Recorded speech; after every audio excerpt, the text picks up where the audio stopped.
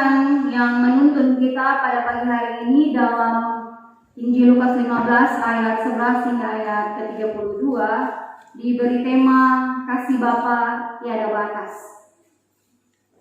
Kita tahu bersama bahwa cerita dalam perikop ini sudah tidak asing lagi di pendengaran kita, karena cerita ini sudah kita dengar sejak kita masih kanak-kanak. Kita mendengar cerita ini dari sekolah-sekolah minggu. Itu kalau kita sekolah minggu. Nah, Bapak Mama, saudara-saudara yang saya kasih dalam Tuhan kita Yesus Kristus, orang tua yang memiliki harta wajar dan lazim mewariskan kekayaannya kepada anak-anaknya. Namun kapan dibagi dan bagaimana membaginya, itu satu masalah yang lain. Di zaman dahulu, apalagi sekarang, harta warisan dapat dibicarakan ketika si orang tua masih hidup. Tetapi pembagiannya akan terlaksana ketika orang tua sudah meninggal. Sehingga tidak jarang zaman sekarang kita temukan ketika kita mendengar orang tua kita sakit, anak-anak yang dari jauh sudah mulai sedikit-sedikit mendekat. Dan duduk, bapak tua sudah tarik napas satu-satu, mulai kira-kira beta punya di bagian mana. Kasih tahu supaya nanti kalau apa semadi nak kapuk sudah berribut. Nah, Bapak Mama, saudara-saudara yang saya kasih dalam Tuhan kita Yesus Kristus, ketika kita membaca secara cepat dalam perumpamaan ini, kita melihat si anak bungsu ini digambarkan sebagai anak yang sungguh sabar. Dia minta dia punya harta bagian, dan permintaannya itu dipenuhi oleh ayahnya. Dan ketika dia mendapatkan bagiannya, dia pergi menjauh dari ayah dan kakaknya, dan dia pergi untuk berfoya-foya, menghabiskan semua harta bagian miliknya. Dan ketika hartanya habis, dia mulai menderita. Dalam ayat 17 dikatakan, betapa banyaknya orang upahan Bapakku yang berlimpah-limpah makanan, tetapi aku di sini masih kelaparan. Lalu dalam segala penyesalannya dia mengambil keputusan. Dalam ayat 18, aku akan bangkit dan pergi kepada Bapakku dan berkata kepadanya, Bapa, aku telah berdosa terhadap surga dan terhadap Bapa. Dan dengan segala penyesalan dan keputusannya, si anak ini memberanikan diri untuk kembali kepada Bapaknya. Nah, Bapak, saudara-saudara, pertanyaannya bagi saya dan kita semua, apa maksud perumpamaan ini Tuhan berikan kepada saya dan kita semua? Dan siapakah yang menjadi sasaran tembak dari Tuhan? Apakah anak bungsu atau anak sulung? Dalam cerita ini disebutkan bahwa ada seorang bapak mempunyai dua orang anak, yaitu yang sulung dan yang bungsu.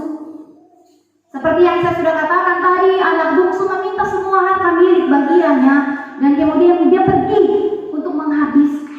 Dan dia mempunyai satu keputusan untuk dia memberanikan diri untuk meminta pengampunan kepada bapaknya.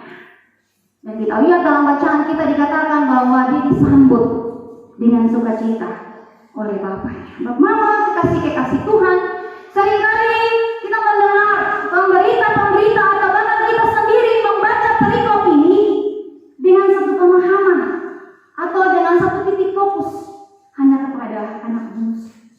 Tetapi sebenarnya kalau kita melihat konteks dari ayat ini, kalau kita mempelajarinya dengan baik dalam Lukas 15 dari ayatnya yang pertama, maka di situ kita akan menemukan ada 3 perumpamaan yang dibuat. Yang pertama, perumpamaan tentang domba yang hilang. Yang kedua, perumpamaan tentang dirham yang hilang. Dan yang ketiga, perumpamaan tentang anak yang hilang yang sedang kita baca saat ini. Dan sebenarnya sasaran tembak Tuhan Yesus adalah kepada anak bungsu, kepada anak sulung. Karena apa, Bapak Mama, saudara-saudara yang diberkati Tuhan, anak sulung ini digambarkan sebagai ahli-ahli Taurat dan orang-orang Farisi, yang kemudian pada saat itu mereka mulai bersungut-sungut karena mereka melihat Tuhan Yesus menerima orang-orang berdosa. Sedangkan anak bungsu ini digambarkan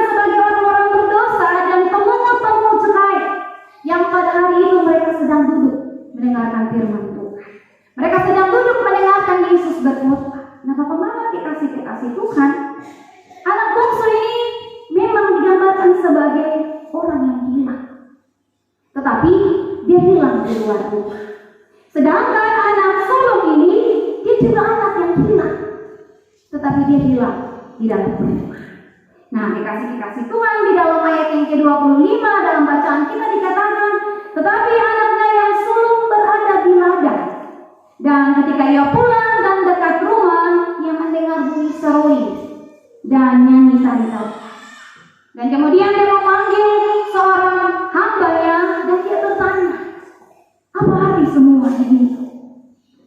Kemudian hambanya itu menjawab, adikmu telah kembali dan ayahmu telah menyembelih anak yang tangguh. Karena dia mendapatkan dia kembali dengan sehat. Maka anak sulung itu marah dan dia tidak mau masuk. Lalu ayahnya keluar dan berbicara dengan dia. Tetapi dia menjawab ayahnya, sekian lama aku melayani Bapak, tetapi kepadaku belum pernah Bapak memberikan seekor anak kambing untuk saya bersuka cita bersama dengan sahabat-sahabatku. Tetapi baru saja datang anak Bapak yang sudah memboroskan semua harta kekayaan Bapak, tetapi Bapak menyembelih anak yang bertanggung itu untuk dia. Nah, Bapak Mama dikasih Tuhan, hal ini ketika kita membaca dan kita memfokuskan firman Tuhan ini dengan baik, maka ini menunjukkan kepada kita bahwa selama ini anak sulung berada di dalam rumah bapaknya, tapi dia tidak mengenal dengan baik. Bahkan dia tidak mengenal bapaknya sama sekali. Anak sulung menikmati segala kepunyaan bapaknya, tapi dia bekerja. Dia melayani bapaknya karena apa? Dia meningginya seekor anak kambing. Bayangkan Bapak Mama dikasih Tuhan. Mentalitas yang dipunyai oleh anak sulung ini adalah mentalitas bukan seorang anak, tetapi mentalitas yang dimiliki oleh anak sulung ini adalah mentalitas budak. Kita tahu di mana-mana kalau budak itu mau melakukan segala sesuatu, dia takut untuk mau melangkah lebih duluan. Tetapi Bapak Mama dikasih Tuhan, mentalitas ini tidak seharusnya dimiliki oleh kita sebagai orang-orang percaya. Oleh sebab itu, pelajaran yang bisa kita petik dari firman Tuhan saat ini ialah jangan sampai kita menjadi hakim dari orang-orang yang berdosa. Dan jangan sampai kita menjadi orang-orang percaya yang memiliki mentalitas budak dan bukan mentalitas anak. Oleh sebab itu, Bapak Mama, hari ini mari kita coba benarkan cara berpikir kita. Karena kita ini bukan budak, tapi kita anak. Dan kalau kita anak, Bapak Mama dikasih Tuhan, kita mengetahui dengan jelas sifat dari Bapak kita. Dan kalau kita sebagai orang-orang yang berdosa, orang-orang yang telah jauh dari Tuhan, kita merasa bahwa kalau kita anak Tuhan, kita mengenal dengan baik siapa Bapak kita, kita mendekat dan minta pengampunan. Karena apa Bapak Mama dikasih Tuhan? Tuhan yang kita percayai, Allah yang kita miliki dan kita imani dalam kehidupan kita ini memiliki kasih yang tiada batas. Tuhan menolong dan memberkati kita dengan firman.